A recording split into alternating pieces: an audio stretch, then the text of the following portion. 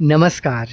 निराला construction के एक और नए वीडियो में आप सभी का बहुत बहुत स्वागत है और मैं हूं आपका दोस्त इंजीनियर प्रभात कुमार सिंह। दोस्तों, आज की इस वीडियो में मैं आप लोग को एक 1000 स्क्वायर फीट में बन रहे घर के लिए जो लिंटर लेवल तक का काम किया गया है इसके बारे में बताना चाहता हूं।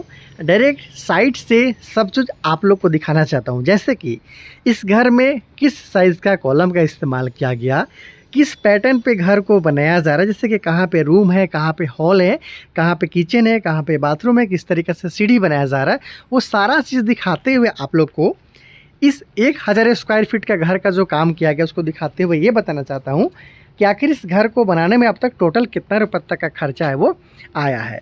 अगर आप इस वीडियो को देखते हैं तो आपको अपने बनने वाले घर के लिए बहुत सारा आइडिया लग जाएगा कि आपको किस तरीके से घर का काम को करवाना है और कितना रुपये तक का खर्चा आपको आ सकता है। दोस्तों, घर रोज़ रोज़ नहीं बनता है। घर बनाने से पहले आपको अच्छे तरीके से प्लानिंग कर लेना चाहिए, क्योंकि स्टार्टिंग में अगर आप घर बनाने में गलती कर देते हो तो उसका खमियाजा आपको आने वाले कई सालों तक या फिर कई आपको दशक तक आपको भुगतना पड़ता है। तो आप स्टेप वाइज अपने घर के लिए काम करवाना चाहते हैं, कॉलम बीम के लेकर कुछ भी आपको कन्फ्यूज़न है तो मुझसे बात करते हुए आप प्रॉब्लम का सोल्यूशन पा सकते हैं। अपने बनने वाले घर के लिए आप नक्शा भी निकलवा सकते हैं। देखिए, कैमरा गया और यहाँ पे जो गलती किया जा रहा है इससे आपको बिल्कुल बचना चाहिए। जैसा कि यहाँ पे आप देख पा रहे हैं कि इस घर के लिए ये किचन का काम है वो किया जा रहा है और यहाँ पे लिंटल बीम का काम है वो किया जा रहा है। ये लिंटल बीम का काम किया गया है। घर का कोई भी कॉलम हो, बीम हो, वहाँ पे इस तरीके से गलती आपको बिल्कुल भी नहीं करना चाहिए। देखिए, जब भी आपका कॉलम और बीम का कास्टिंग करवाना है या फिर आप करवाते हैं तो वाइब्रेटर का यूज़ आप ज़रूर कराइए और M20 ग्रेड का आप कंक्रीट का यूज़ कीजिए। अगर उसको आप नहीं करवाते हैं तो कुछ इस तरीक़े से आपका जो कॉलम है या फिर बीम है हनीकॉम्ब आ जाता है। लगभग 1 से 2 इंच के आसपास तक का हनीकॉम्ब यहाँ पे आपको देखने को मिल जा रहा है। देखिए, खुरदुरा जो है ना, तो यहाँ पे क्या हो रहा है, रिंग भी आपको देख पा रहे हैं कि बाहर की तरफ यहाँ पे दिख रहा है। यहाँ वाला भी रिंग भी है, उसके बाद फिर यहाँ वाला रिंग भी आपको देखने को मिल जाता है। जिसमें सरिया लगाया गया वो बिल्कुल आपको यहाँ पे नज़र आ रहा है। तो इस तरीके से अगर आप घर का काम कराते हैं तो आपका मटेरियल तो पूरा लग गया।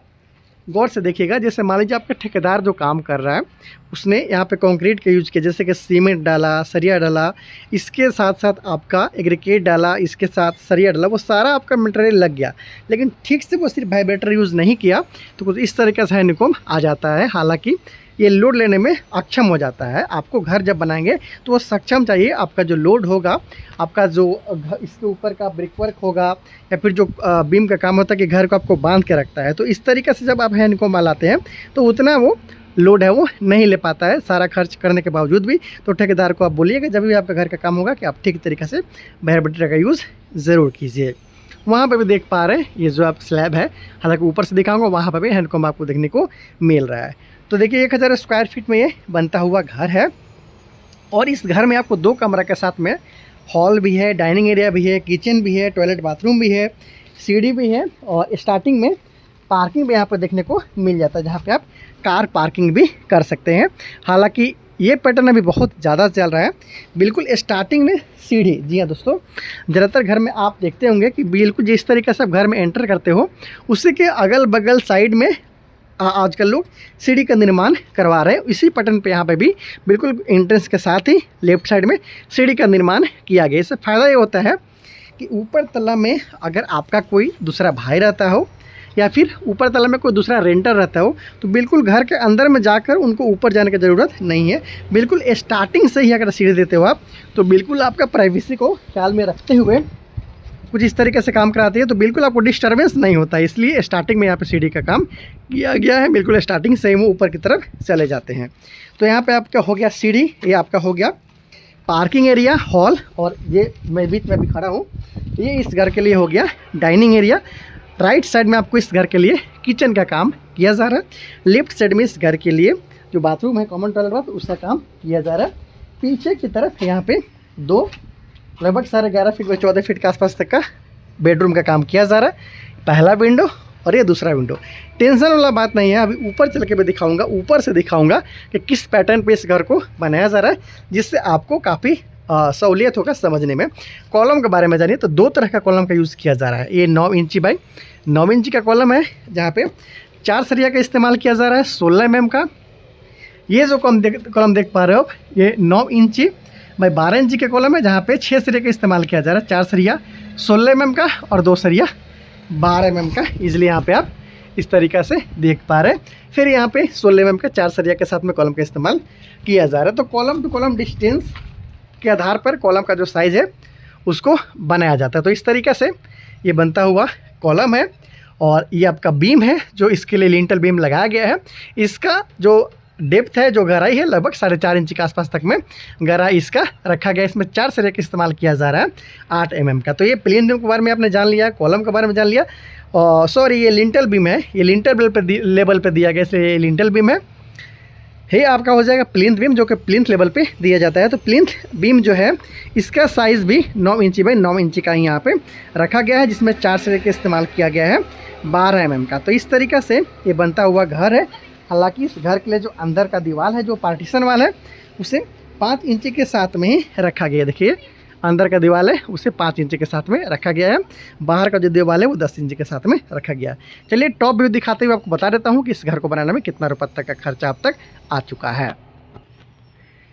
दोस्तों अगर इस घर का साइज़ के बारे में जान लें तो इस घर का जो साइज़ है, मैंने बताया उसकी 1000 स्क्वायर फीट में बताया जा रहा है, लेकिन लंबाई चौड़ाई क्या है तो इसका चौड़ाई है 25 फीट और लंबाई है 40 फीट, मतलब 40 बाई 50 में बनाया जा रहा है। मेन एंट्रेंस है, हॉल है, स्टार्टिंग से सीढ़ी है, बीच में आपको डाइनिंग एरिया है, उधर आपका टॉयलेट बाथरूम है, इधर आपका किचन है। 11.5 फीट बाई 14 फीट का पहला रूम, 11.5 फीट बाई 14 फीट का दूसरा रूम, मतलब 2 bedroom, hall, dining area, kitchen, toilet bathroom के साथ यहाँ पे सीढ़ी और पार्किंग के साथ बनाया जा रहा है घर। लगभग 4.5 लाख के आसपास तक में खर्चा इसमें आ चुका है।